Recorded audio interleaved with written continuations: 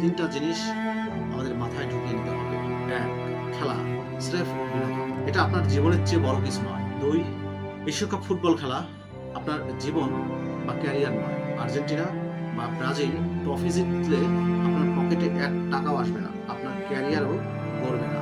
খেলা আপনার স্থায়ী পরিচয়, আপনার আসল পরিচয় আপনি একজন মানুষ এবং একজন বাংলাদেশী। আপনি আর্জেন্টিনা সাপোর্ট করবেন, অবশ্যই করুন, মন উজাড় করে করুন।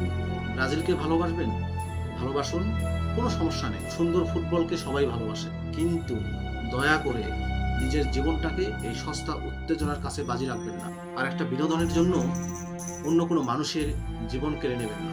আজকের পর থেকে পরের বার যখনই আপনি কোনো ফুটবল ম্যাচ দেখতে বসবেন, যখনই নিজের ভেতরে রাগ বা উত্তেজনা অনুভব করবেন, নিজেকে শক্ত করে জাস্ট একটা প্রশ্ন করবেন, আমি কি আসলে খেলা উপভোগ করছি, নাকি নিজের ভেতরের জমানো রাগ আর হতাশাটা অন্য কোনো সমর্থকের উপর উগড়ে দিচ্ছে?